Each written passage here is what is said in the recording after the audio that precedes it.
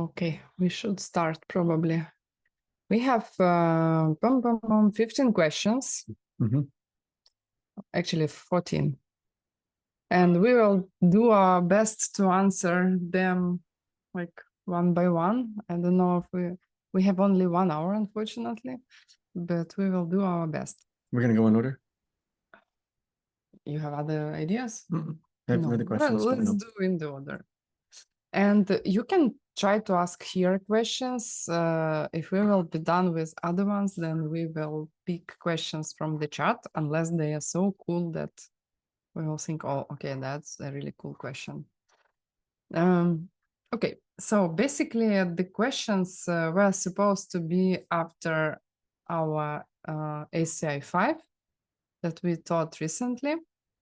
But also we taught a bunch of questions for the final exam, like for meditation course, ACI 3, and maybe you will have questions about meditation while we have Bill. I think it's a good idea to ask if you want to know something about meditation, because probably he's one of the best experts in meditation and yoga also. Well, yoga a while ago, I started wearing my body out. Let's speak more distantly, because I know what you said. I bet it's not easy for translators. Okay. You ready? Do you want to first question? Does enlightenment in this life mean seeing emptiness directly? Do you want to answer it? Okay, I can. So enlightenment this lifetime does not mean only seeing emptiness directly. When a person sees emptiness directly, it's a first step to get enlightened. I mean, one of the first steps, because the very first step is probably taking your bodhisattva vows. Well, you could talk about it in terms of the 5 paths, right? So it's a necessary step, a major step, but you remember the 5 paths to getting enlightened. You start with renunciation, and then that's going to look like meditation, right? You're going to stop being involved with the outside world and start meditating, which has other advantages that help you in your worldly life. I mean, not completely stop your other life and meditate. No, renunciation doesn't. But you know that, like, classically, they'll say that you've achieved the first path, the path of accumulation, when you've reached shamatha, that you've spent enough time sitting on your cushion trying to get meditation, or trying to learn how to meditate, that you've reached shamatha. And then in the second stage, preparation, you're learning about emptiness academically, reading the books. The third stage is the direct perception of emptiness. That's the path of seeing, where you have the direct perception of emptiness. And then the fourth stage is the path of habituation, where you go through 9 different levels. They call them the 9 bhumis, but the 9 bodhisattva levels, where you're 10. Is it 10? 10. 10th is enlightenment itself, but yeah. You're getting smarter, like you're taking what you've learned with the direct perception of emptiness. And then the path of no more learning is enlightenment, the 5th stage. So it's a necessary prerequisite to getting enlightened. Yeah. Let me share the version that Geshe Michael is teaching for DCI. So it's when you reach, you get onto accumulation path when you reach what? Renunciation. Right? Then preparation, when somebody comes and teaches you the pen. And then you get ready to see emptiness directly. And the path, then the rest is seeing, habituating, and no more learning. To be fair, yeah, the pen's a brilliant example. It's holding up. It's the easiest way to give people some kind of insight into something that's difficult to understand. It's going to take a lot more than knowing the pen. You may be starting the path of preparation when you hear about the pen, but your knowledge of emptiness is going to have to be, I think, pretty sophisticated to have the direct perception of emptiness.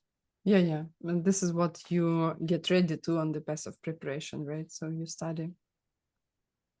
Okay. Do you want to make it a little more complicated? Nope. I do.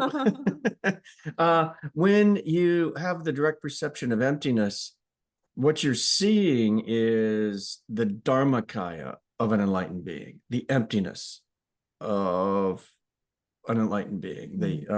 So don't ask who is the enlightened being, okay? Guess yourself. Yeah. So that's a good question. But you're seeing, like, of the three bodies of a Buddha, you're seeing one of them when you have the direct perception of emptiness.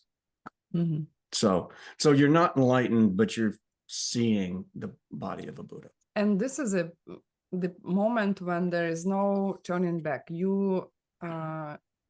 When you see emptiness directly, then you have an understanding how many lifetimes you still have to make, and what will happen, who your teachers and parents would be, what will be your name when you will get enlightened. It will be your real name. If somebody offered you $1 billion or the direct perception of emptiness, which would you choose?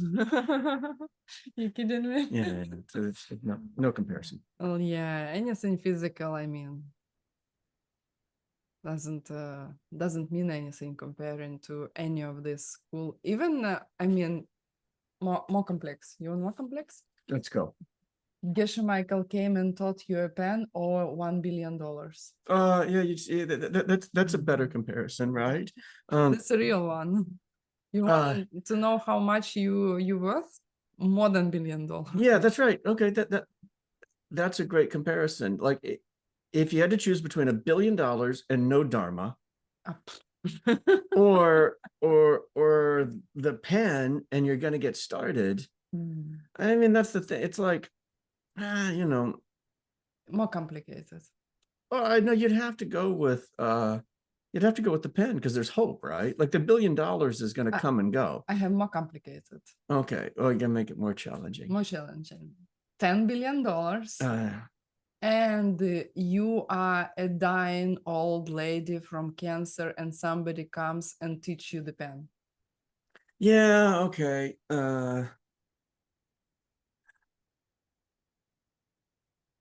I mean, it's easy to say because I'm not really, like, I don't want to die of cancer, right? But on a theoretical level, you'd have to say, well, if you held on to the idea of emptiness as you were dying, then you might have the chance to have more teachings in your next lifetime. You're going to keep going, right? You will lose the $1 billion. I mean, the $10 billion, and you have no idea about emptiness, right? Yeah. It's just hopeless, honestly. I mean, it's not fair even to compare, right? And frankly, I mean, you've seen studies where people win the lottery and they'll have hundreds of millions of dollars here. In the United States, you can win hundreds of millions of dollars in a lottery. And the people's happiness spikes for 2 years.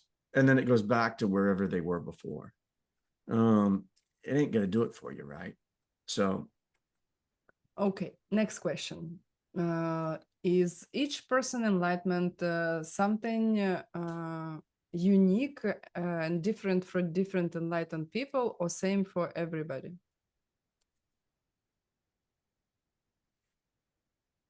Yeah, that's an interesting question, right? I can, what can you say about it? So certainly, like, everybody has their own path to get enlightened, right? Like, everybody has to find their own path, walk their own path to the direct perception of emptiness and then enlightenment. Some things are going to be the same, right? Like the dharmakaya, the emptiness of a Buddha's mind, is the same for everybody. And then they're omniscient, right? And they see everything in all three times. So they're going to see every living being, and they're going to know everything about every living being. I mean, it's really like, it's too hard for, I think, a human mind to really fully grasp what that means. But okay, so now all Buddhas are going to have that same omniscience, right? And all Buddhas are going to see and so I'm speculating here, all Buddhas are going to see everything at all time, right? Well, that's going to be the same for all of them, right? Because they're looking, I think, theoretically at the same group of every living beings, right? Except, yeah, all 3 times, except they do not belong to these 3 times anymore, right? I Well, mean, but they live in all they're 3 at the same time. they're outside of it, but they're aware of it all. So that part would be the same for them, right? I mean, their omniscience would be the same. I mean, otherwise it's not omniscience, Yeah, right? omniscience is the same. So, so that's also, the omniscience of a Buddha is also part of the Dharmakaya. But then you have 2 other parts, right? You have the part of the enlightened being that's in their paradise.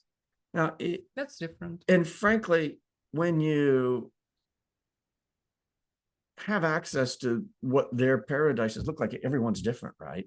They still somehow, at least as far as we know, retain some kind of individual personality or predilection. And then, so that's their, there's the Dharmakaya, which is the emptiness and the omniscience. That would have to be the same for everybody. There's the Sambhogakaya, which is the being that's in their personal heaven. Well, from what we know, that's unique to every individual one. Some are more mother love, some are more powerful, some are sexy. It's like everybody kind of has their own thing.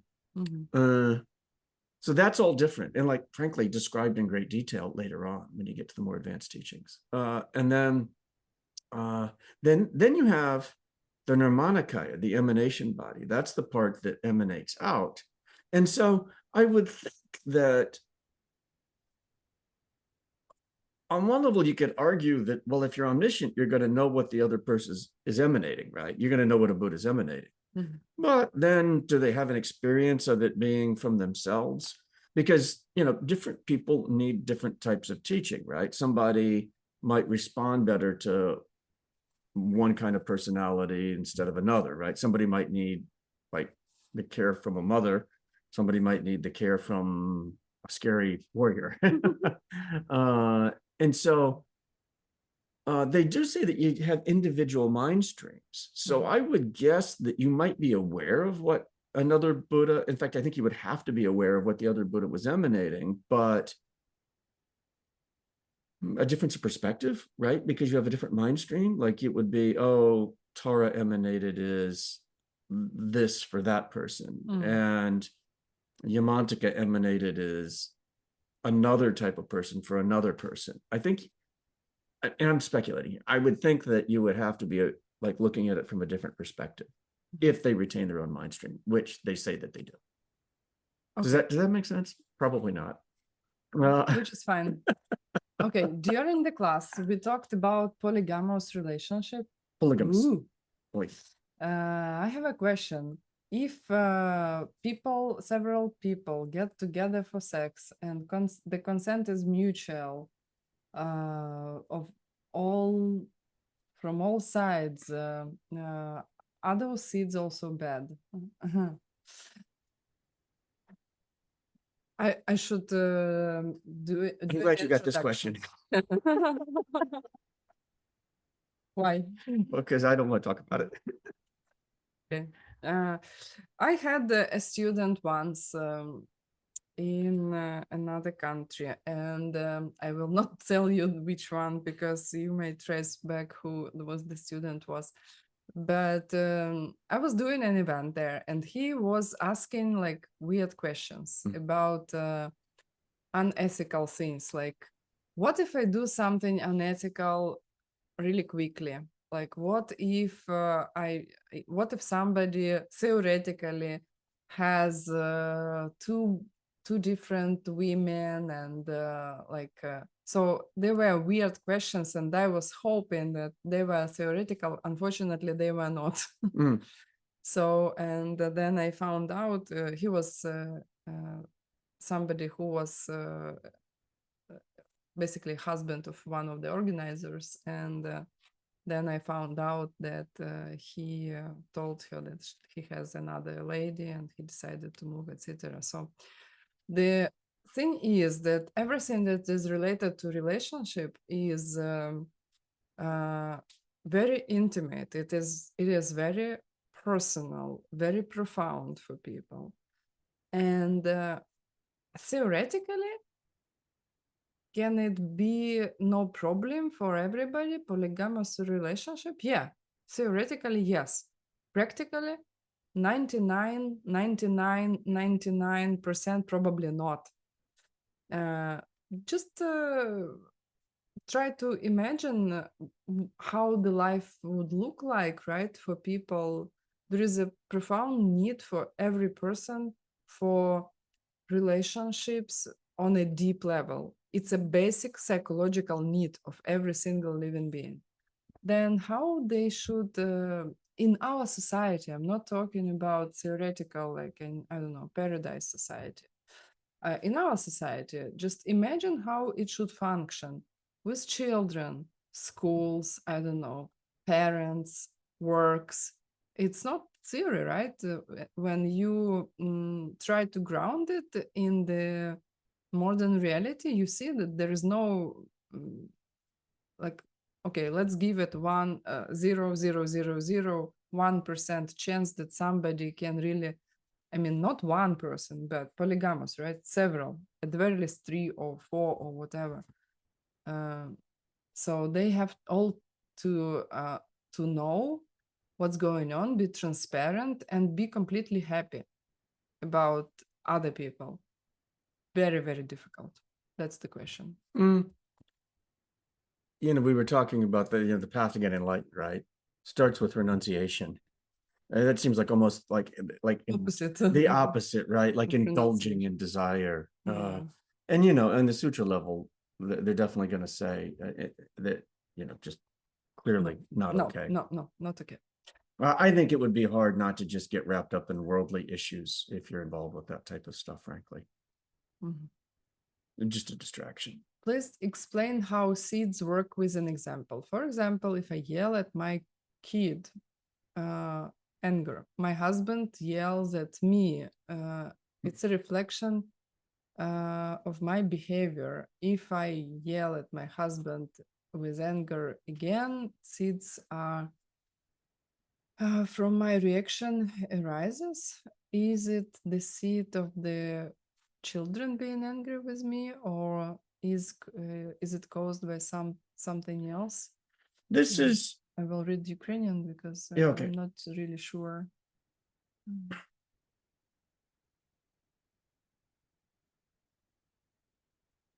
Okay, reflection. Okay.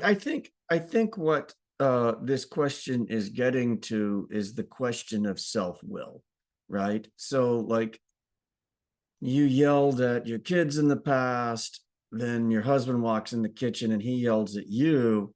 What determines your reaction to him? Yeah, exactly. What determines whether or not you're going to yell at him or whether you're going to understand emptiness and be patient, right? Yeah. It's tricky, right? Because every result has a cause, and every cause is a result also. So it's every cause produces its own result. So when and then the question goes, well, if that's the case, where am I making a choice? Like where is my individual willpower coming from? And do I have it, or am I the passive observer of things? Puppet, yeah. Like, and so and it's a tricky question, frankly. It took me a couple years when I first got introduced to this stuff to understand it. And in fact, it was the first question I asked Ken Rinpoche when I got to see him. I was like, oh, well, this karma stuff seems pretty interesting, but if everything's a result of some seed in the past, how am I making a decision about what to do, right? And you want to know what his answer was? So one of the 5 most prominent Tibetan Buddhist scholars on the planet, when asked this, he says, Very difficult. no, he said, no. He said, lots of people say lots of things. You make up your own mind.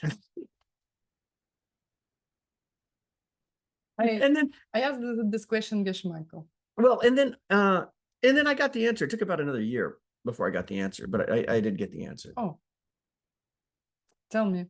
I don't know. Will it be satisfying for people? It's one of those things that Try your version, and I have another version.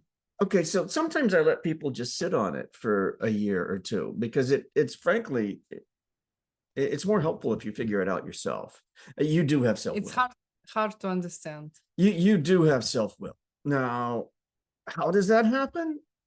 Seeds.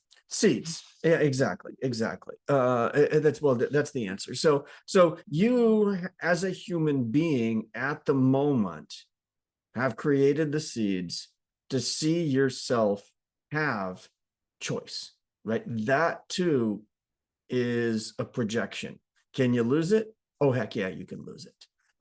If you're a hell being just burning in pain all day long, you're not making a choice about anything. You're just pure suffering, right? There's no self-will. You're not moving left. You're not moving right. You're not getting up to stretch your legs. You're just pure pain, right? And so you can make a choice, right? I mean, it's like, okay, so, move your finger, up, down, up, down. Okay, now make a choice. Are you going to go up or down? Well, okay, I like up, right? You have self-will. It's a projection. Yeah.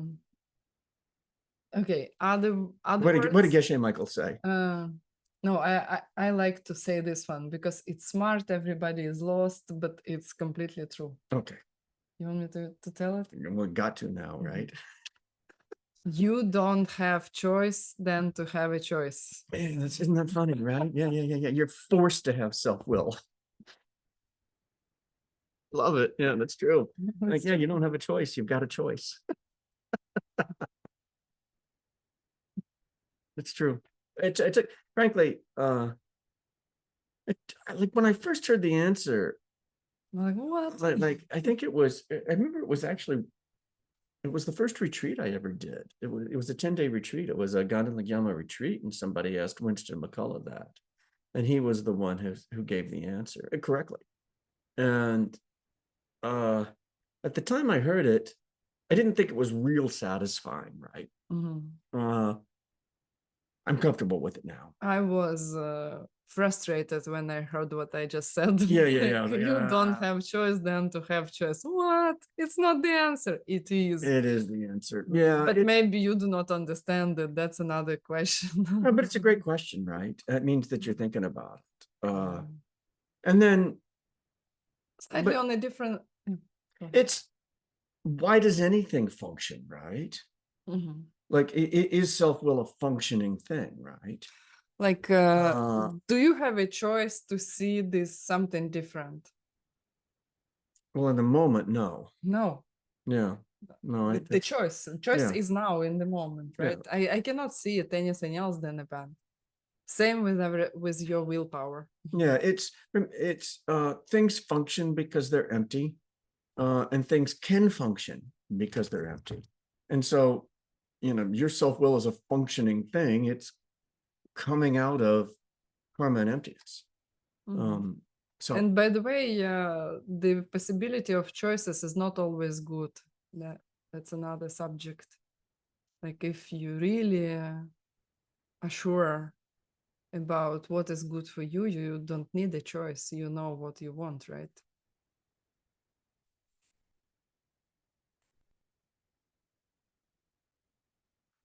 Next. We know that if we rejoice about something, some good deed, 10% of the we get 10% of the good result. For example, if a rich people buys equipment for sick children for $10,000, what situation and how they are being distributed? Yeah, it's not like, I mean, you're not going to see it directly, right? Where, okay, so I saw a rich person give away 10,000 okay, and then, like next month you have $1,000 in your bank account. I mean, my experience hasn't been like that. And is the 10% literal? I don't know that it's literal. I don't think that it's going to work like an accounting rule, right? Where, like you get a 10% fee for every time you rejoice over something like that. My experience has been more like, okay, I like Christian comparisons because that was part of my culture. Even though I was raised without religion, the United States and Western Europe is mostly a Christian, has a lot of Christian influence. And one of the things in there say, well, ask and you will receive, right? And so my experience was that, like, initially, there were no answers, right? Like, I'm looking for, like, You have questions. I had questions, right, about spiritual things, about what happens after you die, and what does it mean to be human, and what is morality, and the kind of things that we deal with in these classes. And initially, there were no answers, right? I mean, very little. And then you go and you get some small amount, and you're happy about it. I mean, like, you're rejoicing about it. Well, and then you get more, and then you're happy about that. And then, like, doors start opening up, right? And then now I've got more than I can consume, honestly. Right? It's horrible, but beautiful. I mean, no, it's like just even the coursework that I've got to go back over that I've had. And, it's wonderful. I mean, like, these things are our house is filled with these books, right? I mean, and each one of them, every line is profound. And so, I was rejoicing about it, and I got more, a lot more. And then specifically with money, right? I mean, you'd think that, like, well, okay, there's a lady, Mackenzie, somebody who anyway, there's a lady in the United States who was the wife of one of the billionaires, and she got divorced and then gave billions away. And she comes up in the news every once in a while. And you're like, oh, okay, well, good for her, right? I mean, she's given away, I think, like $17 billion to charity. And so where's my 1.7 billion? I'm ready for that, right? I want to retire. I just want to be happy about her, right? Where's my 10%? I think, I mean, I have two thoughts about that, right? I don't think I'm going to get 1.7 billion in this lifetime just by being happy for her. Theoretically, probably you can, right? But would I in another lifetime? I think simply being happy about somebody else, it's a seed. I don't think it's a strong enough seed to see the result in this lifetime, necessarily, right? And when you want to have seeds from somebody giving away billions of dollars, ask yourself, like, a person who gives away these billions of dollars, when they will get their results? Normally next lifetime or after the next? Could be 1,000 years later. Maybe in 1,000 years, right? Then why you being coffee meditating about somebody else, which is not as strong as to undertake an action, should get it faster? Yeah. I think, I mean, I've also wondered, and this is pure speculation on my part, like, you get on this path and you start thinking, well, I really want to get enlightened. I'm going to get out of samsara altogether. And you ask for help, right? You go for refuge, Buddha, Dharma, Sangha. And, so my highest wish, may I reach enlightenment for the sake of every living being. And that's really powerful, right? For the sake of every living being. This is like that 2% Geshe talks about with yoga. So just if 2% of me really wants to achieve enlightenment for the sake of every living being, that's really powerful, right? So when I'm happy for the billionaire who gave away the billions, am I happy for the sake of every living being?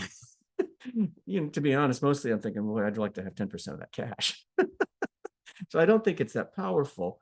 And the other thing, sometimes I wonder, and again, this is the speculation part. If my highest wish is to achieve enlightenment for the sake of every living being, would that 1.7 billion help me? No. Probably not, to be honest, right? Like, I think to have that much money would be it Could be a distraction. Could very well be a distraction. Not that we I think particularly if it came from some kind of like almost, if you couldn't trace where it came from, I think it would be harder. I think when somebody deliberately goes about trying to create the karma for themselves, and I'm just talking out loud. Anyway, I'll stop. I think that much money could be a distraction, and I've wondered if the desire to achieve enlightenment might be hindered by a lot of money, in which case, it could be an obstacle. Could be an obstacle. Okay. Why are there countries that are suffering collectively for a long time, like Ukraine, when there was a famine, intentional famine, Holodomor, which was organized by Soviet government? Now aggression against Ukraine. Is this the responsibility of the whole country or responsibility of the aggressor, etc.? I probably should answer this one because I'm Ukrainian. 2 levels. You can talk about 2 levels. Go ahead. No, you talk about it. So I'll correct you when you're wrong.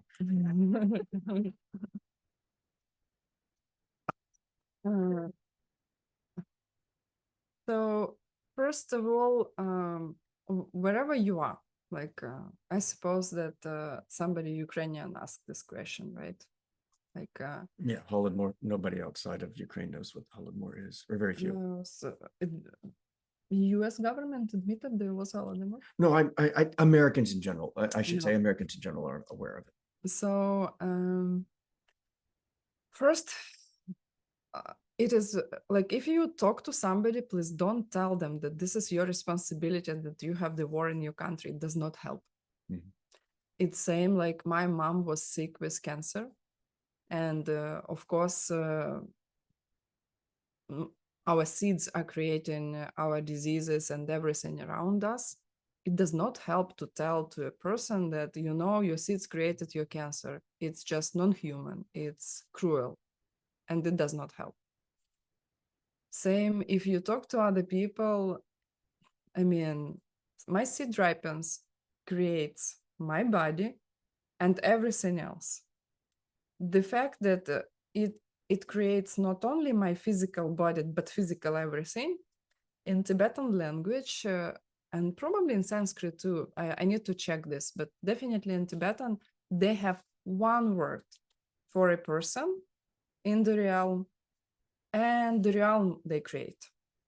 Trova, it's one word, same word, like physical stuff, right? Or if you're familiar with 5 hips, in ACI courses, we have like heap of consciousness, feelings, everything else, discrimination. What else? There's one I always forget.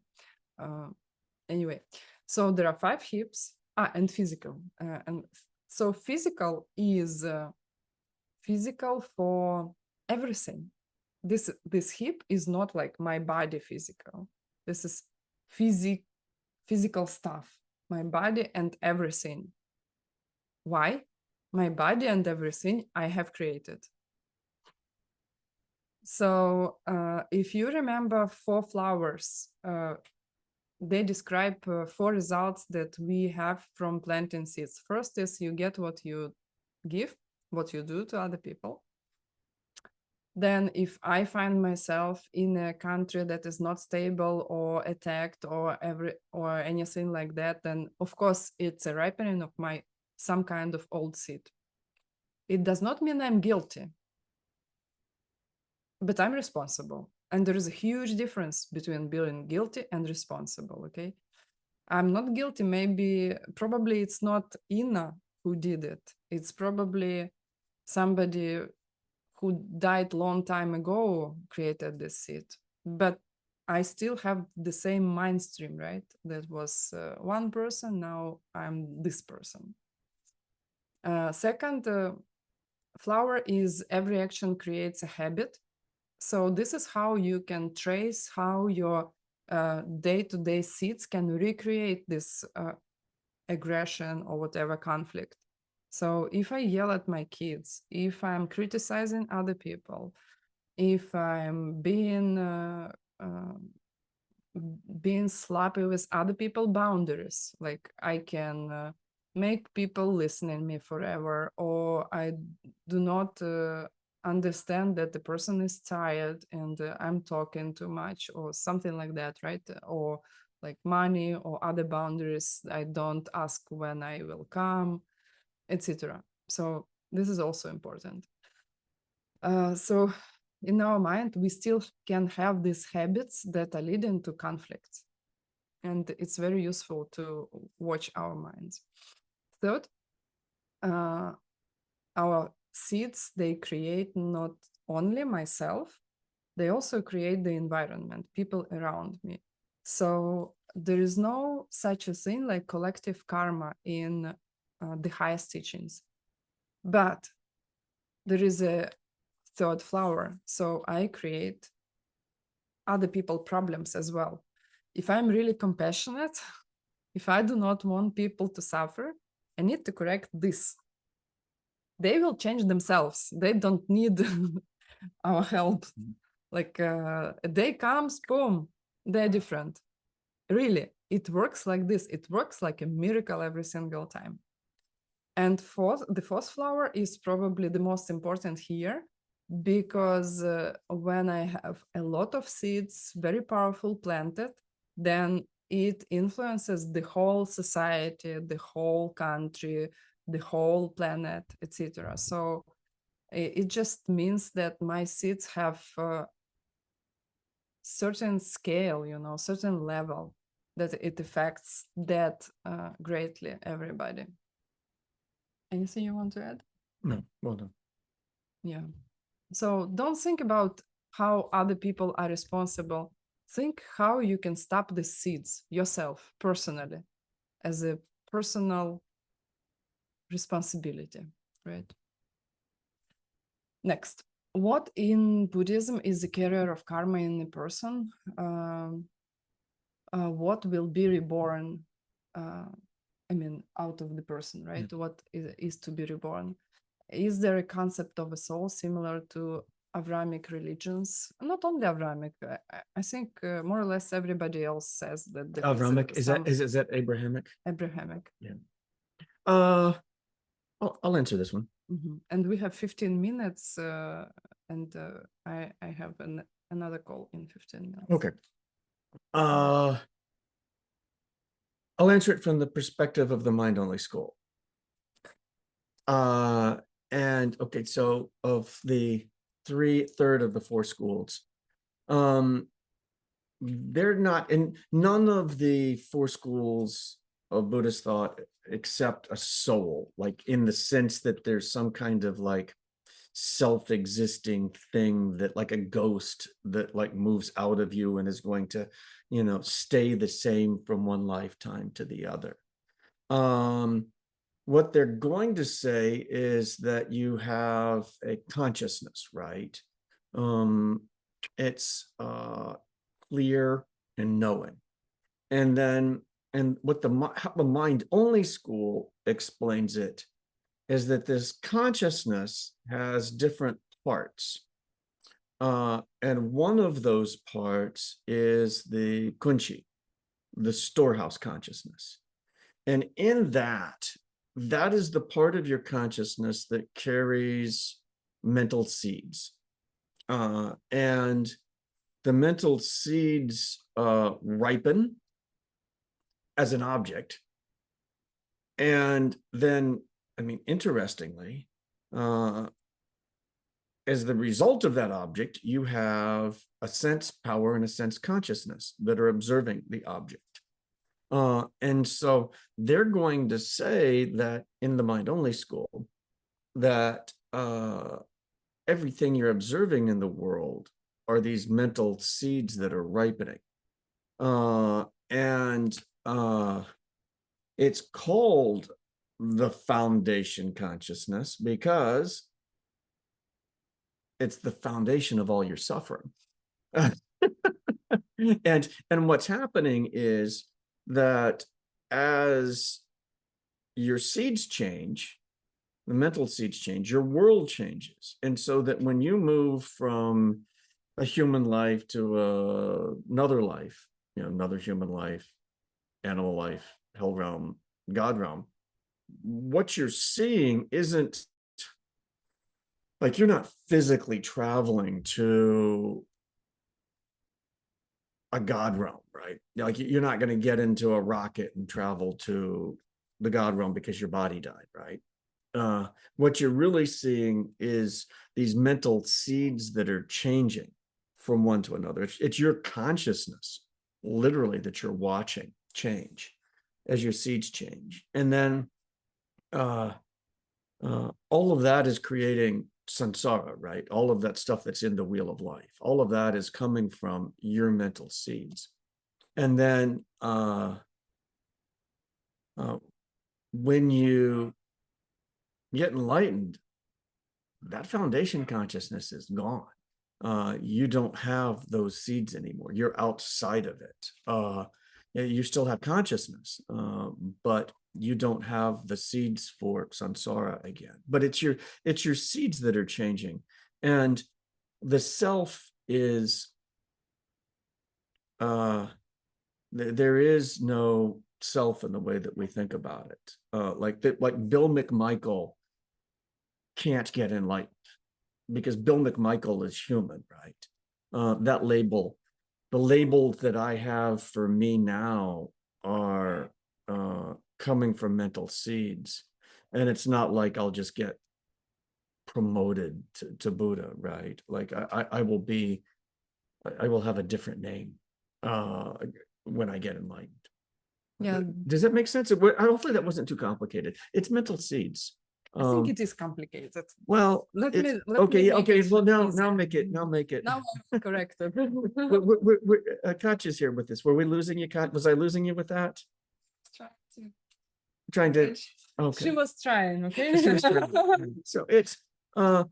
There's not like that. There's some physical part of you that's moving around. Okay. They say it's not physical. Yeah. It's moving around. It's not physical. It still does not exist. Your consciousness continues on. But it's not self-existent. Yeah.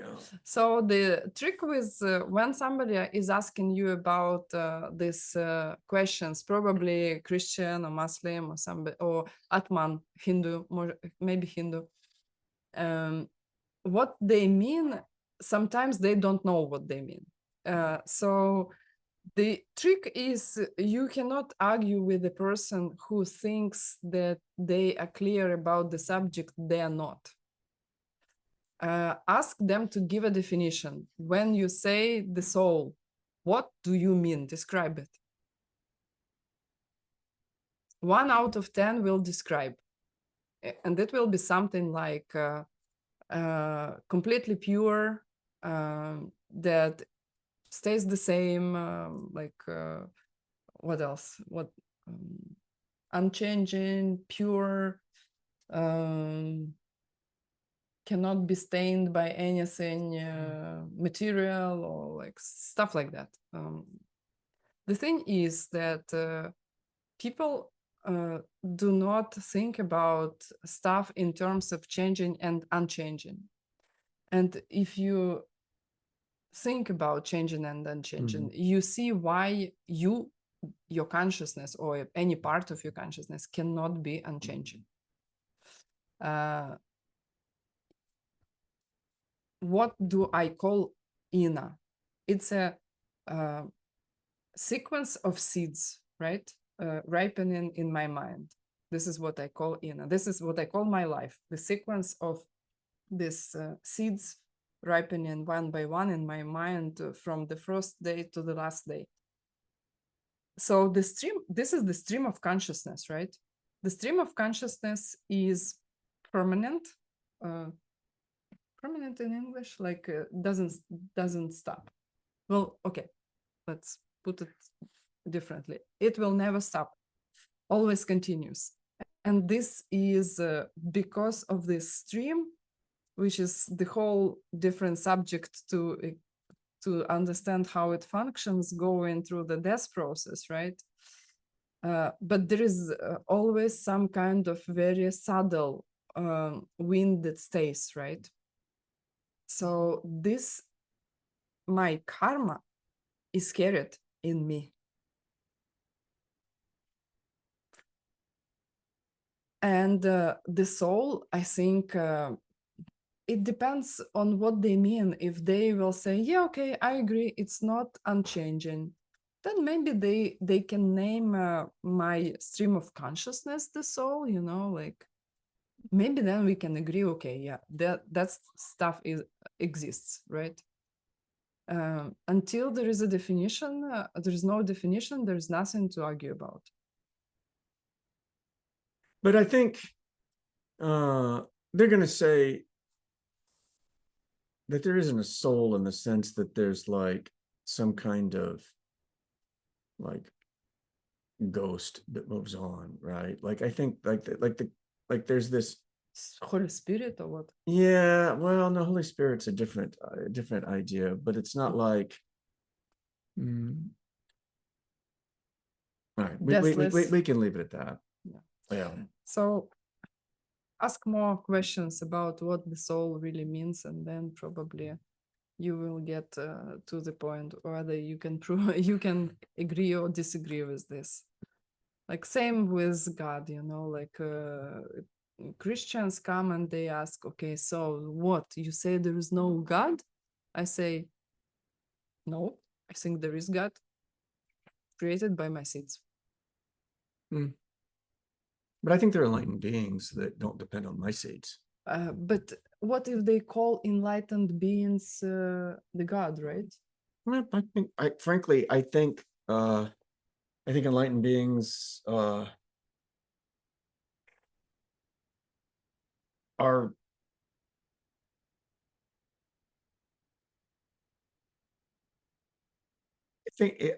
honestly, I think Buddhism helps you explain Christianity, if that's what we're going to get down to.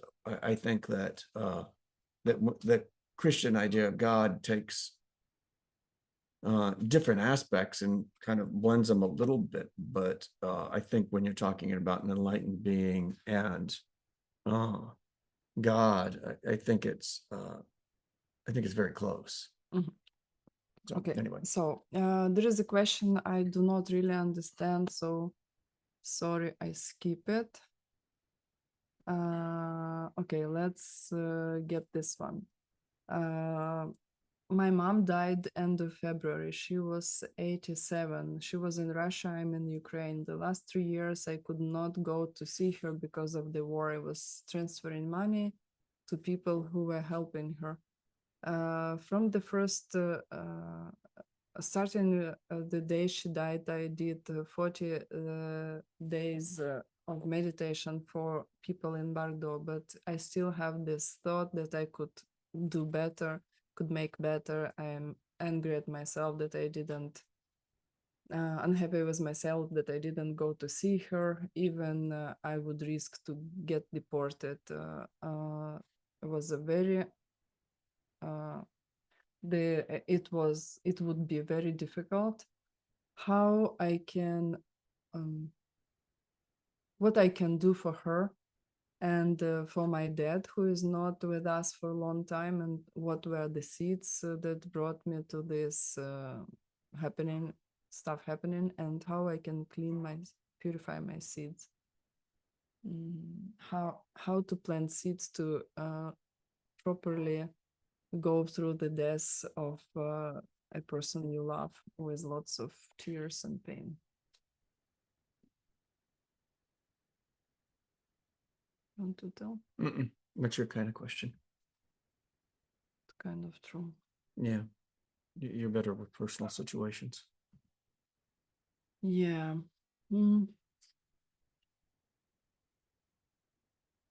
What seeds could bring me to something happening that I do not have total control on? I think I was kind of probably violent with other people, was probably introducing something to their lives that they didn't want. This is what comes to my mind. But definitely the question of when I'm not in control of the situation, it's probably I was not really helping other people to feel safe, secured, in control, peaceful, stable, etc. Right? If I mean, this is something that you probably know. I teach a group of people, masters of transformation, right? Me and my business partner, we have decided to create like a new job, right? And it's not only working with the seeds and karmic relations, but also with the mind, how the mind works, and how to help a person who does not want to hear anything about seeds or karma. So this is a typical question for grieving, right? You have to go through a grieving process. And this is something when lots of sadness, right? When something leaves you without you giving your permission or wanting, right? This is when we feel sadness in our life.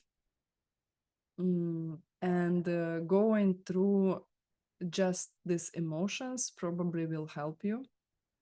Maybe you will find somebody who is experienced in this kind of stuff and can help you with like emotionally, a psychotherapist or coach.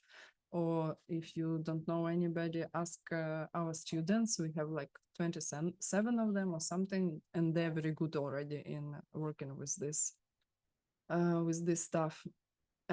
So basically you need to go through the grieving process, and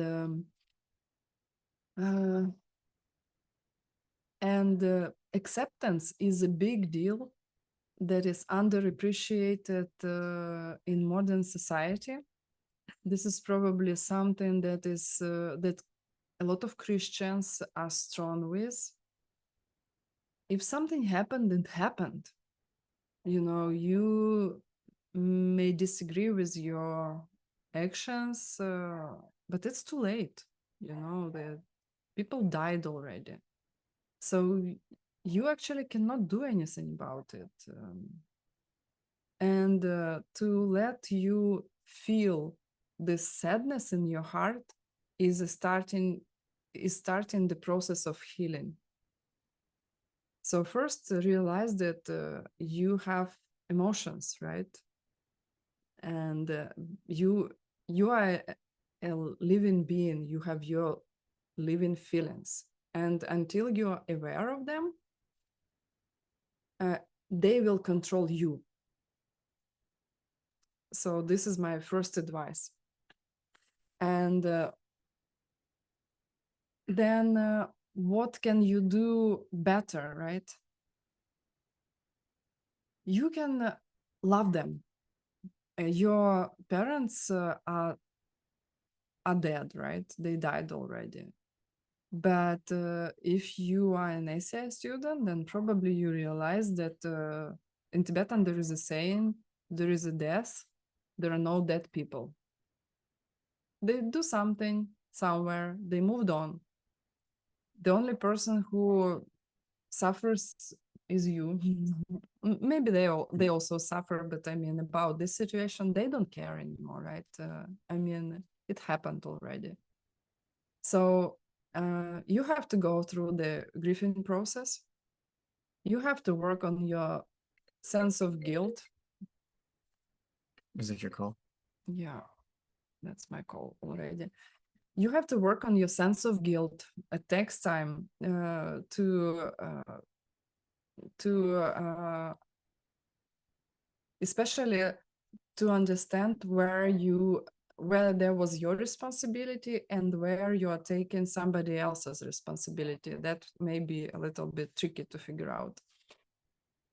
Karmically wise, do something from their names, like on behalf of them. Something good. Help other people who may be around you. Somebody who is in bad health condition, like take care of another person who is at the end of their life. And imagine that this is your mom, you know, like do it in the name of your mom, like dedicate the seeds for their better rebirth and for their happiness. This is what I can say. I wouldn't be angry with yourself or feel guilty about not going. You know, you as a Ukrainian, you couldn't go into Russia. No, you cannot go. That it wouldn't have served any purpose. And so you were trapped in a situation by previous actions, and you made the right choice to not go. Wouldn't have helped anything. Okay, we still have several questions, but we are out of time. Now we know that 14 questions for 1 hour is too many. Oh, we knew that. We knew that we were going to get. Yeah. We probably will record some audios. I will send you, my love, the list of questions. You can record them. Maybe. It's fun. Good questions. We really enjoy talking about these things with you. Questions, very fun questions, to be honest. Like it's why the quantity of living beings is increasing in the world, sexual problems, sex with 3 participants, how to purify seeds, lots of good stuff. Well, you people are living interesting lives.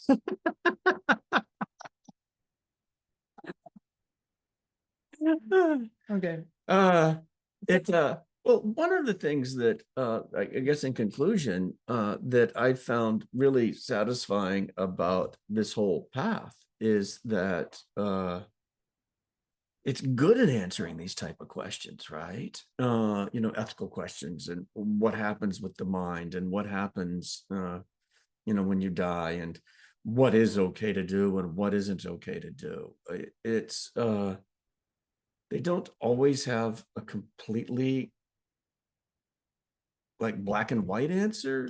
You know, a lot of times you'll struggle with things, but boy, does it give you material to work with. And I think honestly that the material is coming from you know, enlightened beings. I really, you know, 25 years later, I do think that we're getting the material we need to answer these questions. So it's fun, very fun talking about. And even we didn't answer your question, don't worry. The karma to get your questions answered is to try to answer to other people. And the answer will come, promise. Okay, thank you everybody. Thank you translators, Masha, Natalia. Thank you technical team. And please stay close and everything will be okay. Yeah, thank you. everybody for putting up with our too fast talk, and He's too fast talk. I'm a good one. it's very fun. Thank you for giving us the opportunity to talk about this with you. Okay.